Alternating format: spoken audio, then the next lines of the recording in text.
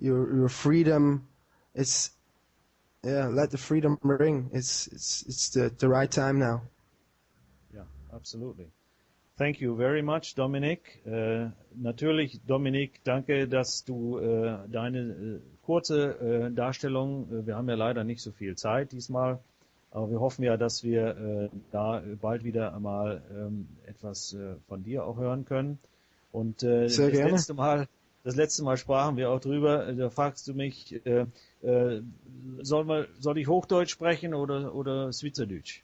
Da habe ich natürlich gesagt, habe ich gesagt, natürlich für unsere Deutschen aus Deutschland, die Zuhörer aus Deutschland oder aus Österreich, die vielleicht nicht so mit dem Akzent der Schweizer zurechtkommen, ist es besser, auf Hochdeutsch zu sprechen, und dafür danke ich dir auch. Ich hoffe, man hat mich verstanden. Ja, mit Sicherheit. Und wir werden aber vielleicht auch mal in der Zukunft etwas einbauen, dass du auch auf Schweizerdeutsch direkt dich an... das wäre schön, ja. Ja, also ich denke, das muss auch sein, weil letztendlich ist unsere Idee ja zurück zu auch der Regionalität. Dazu gehört natürlich auch die Mundart und die Sprache, und das ist sehr gut. Ja, okay. Now this is the moment to call out to our English-speaking and international listeners that you should be aware that this is now a transmission which is partly in German and partly in English. And we had two guests from Germany, and we now have still Dominik from Switzerland on the phone or on the line. So please be aware that we are not only speaking in English but also in German, but we try to translate to English as well. And please be aware that once this transmission in German will be finished, as of about in one and a half hours, we will have English only. So please stay tuned and see what other great guests are coming on. Now, we should basically thank Dominik again, and I'm just saying that we are waiting for the next guest to come in. Also Dominik, herzlichen Dank für dich. Vielen Dank. Weiter hören, aber mach dann bitte dein Mikro leise oder aus, aber damit es keine Geräusche gibt. Und ich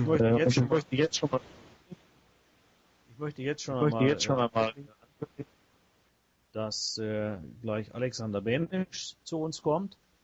Und Alexander Benisch ist also aus Deutschland. Und jetzt muss ich mal fragen, ist Alex schon in der Linie, schon parat? Is Alexander Benisch already on the line? Then I should like to ask to speak up. If not, well, then we will see. Let's see. I'm waiting for directions here. Okay. Wir machen mal jetzt weiter, solange bis ich weiß, wann Alex an der Linie ist, aber vielleicht vorab. Wir haben jetzt 3 Gäste gehört. So we had 3 callers, guests from 2 from Germany, Dr. Ratnikov, who talked about the legal issues in Germany, the Bundesrepublik, which clearly shows that the Bundesrepublik is not a state of its own, but it's a non-government organization. And then we had Joe Conrad on, who is co-partner and co-owner of a new German TV channel, and he talked a lot about the German situation, the global situation, also the mass media situation, which is withholding all this information we actually bring out. So, also wir hatten jetzt 3 Gäste und wir hatten jetzt auch Dominik aus der Schweiz, und jetzt schauen wir nochmal, ob Alex schon in der Linie ist. Ich kann dich hören, ja. Okay, Alexander, ich grüße dich. Vielleicht, bevor du gleich selbst rankommst, noch ein paar kurze Sätze zu dir. Alexander Benisch aus Deutschland, willkommen in der UWS RADIO Marathon Show von RevolutionBroadcasting.com. Ja, Alexander gehört zu den Ja, das ist wichtig. Alexander gehört nicht nur zu den Vorreitern der Aufklärung über die neue Weltordnung, die Missstände in Deutschland, der Welt und das Ankämpfen gegen die Matrix, in der wir uns befinden, sondern er hat auch sein eigenes Internetmedium, nämlich infokrieg.tv, mit seinem eigenen Radioprogramm, über das er uns dann selbst auch gleich noch berichten kann. Alexander Yes. Let me translate what you just said in English for a moment. Alexander Binech is from infokrieg.info, right? And .tv, right? And Alexander, by the way, is a big friend of Revolution Broadcasting. If you go to InfoKrieg, you'll see he's posted the United We Strike banner. And he is a friend of mine that has been translating some of the classic films, Money as Debt, and all these great films that we take for granted in English to the German language. So from the bottom of my heart and from all the truth seekers in America and abroad, we want to thank you at InfoKrieg, Alexander.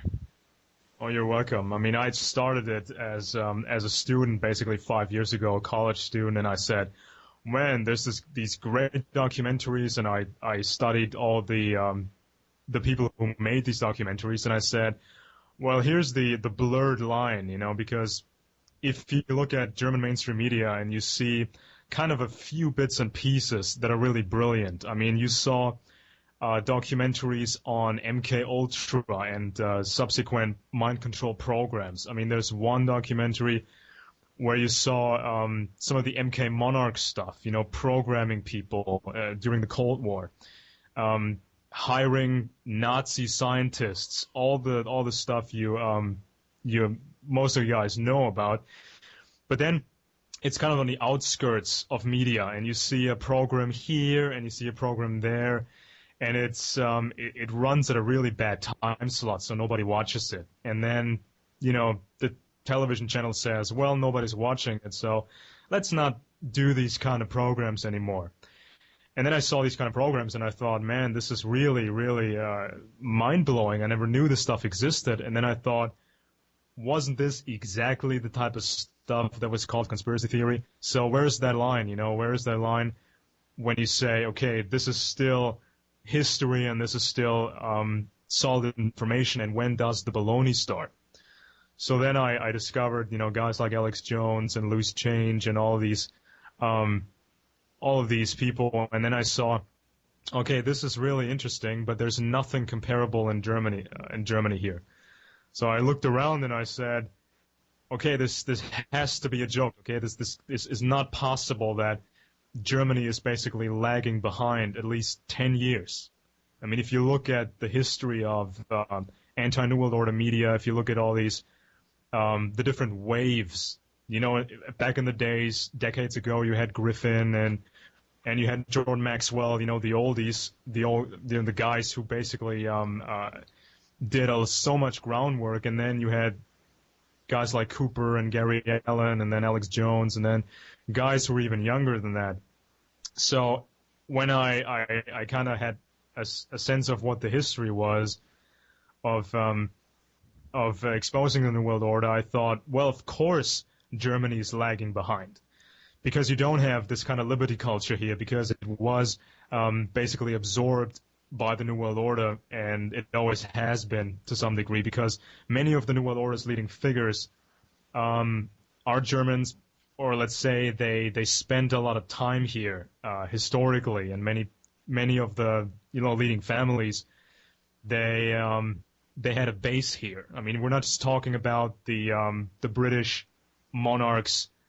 They call themselves Windsor, but they're actually German. The House of Hanover and Battenberg, they call themselves Mountbatten. They kind of switched that to English to fool people.